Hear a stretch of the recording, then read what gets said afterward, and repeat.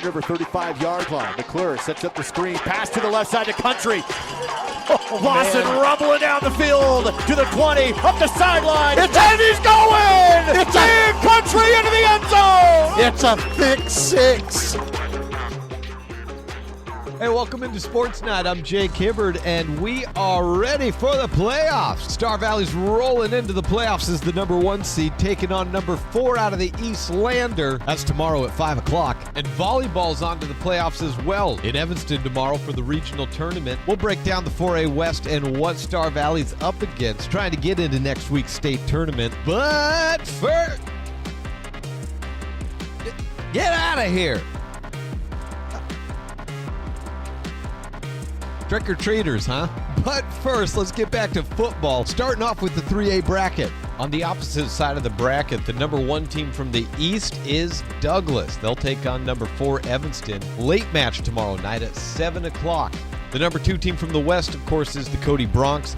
They get number 3 from the East, Torrington, last year's 2A state champions, 6 o'clock in Cody. Over to Star Valley's side of the bracket is number 2 Riverton out of the East under second-year head coach Mark Leonard, taking on number 3 out of the West, Powell. Coming into the year, Powell was the darling as the potential upsetter, but so far it's been Riverton who's been the surprise team in 2024, and it all started back in 0 week when the Wolverines defeated Powell 7-0. We'll see how the rematch goes, 6 o'clock tomorrow night. And of course, our matchup, number 1 Star Valley takes on number 4 Lander. The early matchup, 5 o'clock, 4:30 on SVI News. Star Valley and Lander used to play each other a little bit more often, but that was when 3A looked a whole lot different. So now they pretty much see each other if they meet in the playoffs. And for the 3rd time since 2021, it is Star Valley versus Lander in the first round quarterfinal matchup. Star Valley won both of those games back in 2021, 50-20, and the following year, 41-17. And that was under then head coach John Scott, who's since retired, to be replaced by Jim Burton last year, the former Evanston Red Devils head coach. Now, the last several years, you think Jim Burton football, you think veer, flexbone offense, something of that sort, but not so much the case this year. This is Scott Fuller.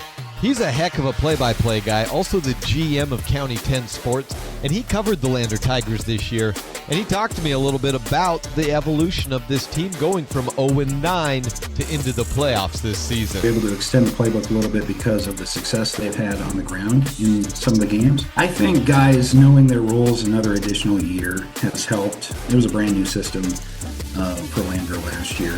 So I think it all starts up front for Lander. I think the front 3, and that goes for offense and defense, because when the defense isn't playing well, this isn't a team that can catch up from behind. You know, if they're down a couple of scores in the first half, this could be a long game for Lander this year. But when their defense has kept them in games, they've made it fun to watch and competitive. I think they play hard. I think that Buffalo game was incredible. I mean, we were on the sidelines after our game, huddled around a cell phone, watching that thing go back and forth in the last 2 minutes. I think it was the McFadden kid at the end that caught that slant and then broke about the entire Buffalo team's tackles. They're a scary first-round opponent just because they got nothing to lose. Alongside Finn McFadden, the second leading receiver is Braden Johnson Baker, although he has just 12 catches on the year. The biggest Braden Baker in this game figures to be number 34, the running back. Yeah, you heard me right. There's 2 Braden Bakers in this game. Number 1, Braden Johnson Baker. Number 34, Braden Baker. Keep up, I guess. Good luck, Duke. Anyways, the running back Baker has almost 1,000 yards on the year, thanks to a record-breaking 303-yard performance against Rollins a few weeks ago to set the Tigers' school record. You have to tackle him. He expects to be contacted at the line of scrimmage, and he just keeps going. Often plays, it takes 2-3 guys to bring him down. And once he does find some space, he is shockingly fast. He's deceptively quick for a guy his size. Of course, Star Valley looking to win this game and move on to the semifinals next week against either Riverton or Powell.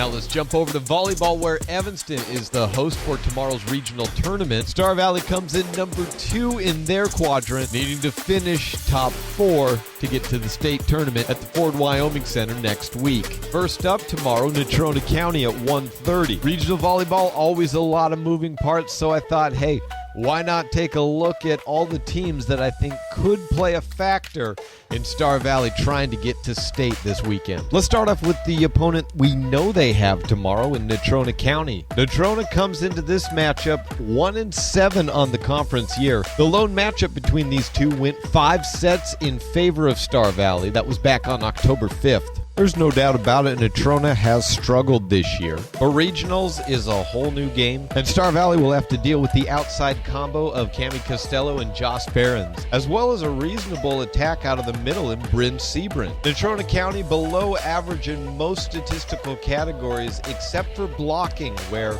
they're above average and could give Star Valley some issues, and blocks are always a way to turn momentum quickly in volleyball.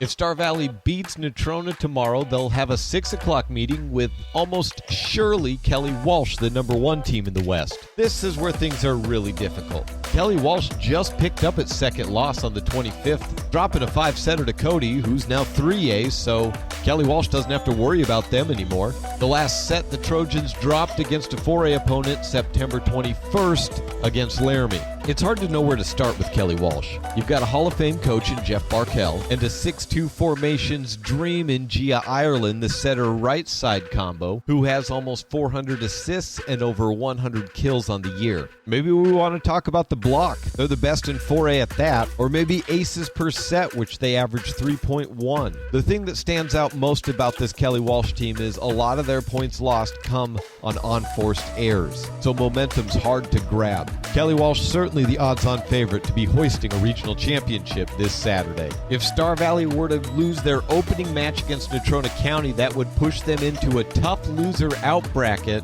where they would most likely face off against Riverton and then either Green River or Evanston for the right to get into the state tournament.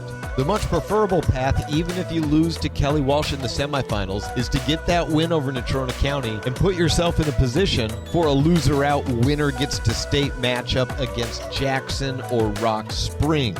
Of course, this is based on how I see the bracket going, but Star Valley could do themselves quite a favor by getting tomorrow's early victory. Green River's had a bit of a resurgence season after a long slump, going 18-9 this year under coach Jessica Demaray. Sydney Eastman is their leading attacker, but narrowly over Natalie Tinsky, and Sophia Arnold and Ava Murray are close behind. This is one of the more diverse attacks you have in the 4A West, and it's also one of the more efficient, trailing just Kelly Walsh and Laramie in kills per set. And then finally, Evanston, a team Star Valley's had trouble with this year in dropping both of their conference matches. This Red Devil team looks like many I've seen in years past. You've got a heavy-hitting outside and sophomore Kyan Lawler, and senior setter Jaylee Critchfield had 151 kills this year, folks. Yeah, that's not normal for a setter, 1.54 per set. And she's not a setter right side. She's a pure setter in a 5-1 formation for Evanston. But injuries to both of Evanston's middle blockers, Kaisley Fitch and Cassie Barker, throughout the season forced Jaylee to become a more offensive player. And so the numbers for Evanston are pretty skewed, with Kyan accounting for over 400 kills, the other outside, Alyssa Brown, another 266, and then no other official Evanston attacker with more than 60 on the year. That being said, the middle blockers are healthy, which diversifies the attack for Critchfield in the setting, and getting stuck in rotations against this Evanston team has been killer for Star Valley this year in their losses, particularly in serve-receive rotations against either Lawler or Critchfield, two of the better servers in the state. Finally, let's take a look at the calendar for this weekend in Star Valley activities. Well, we've got a speech and debate meet tomorrow in Rock Springs. Of course, football game, 4:30. Pre-game time, 5 o'clock kickoff. You may have heard of it. And then regional volleyball, 1:30 the first time against Natrona County. Oh, and coming up Monday, state strings. Good luck. That's it for me. In the meantime, I'll see you tomorrow on the highlights.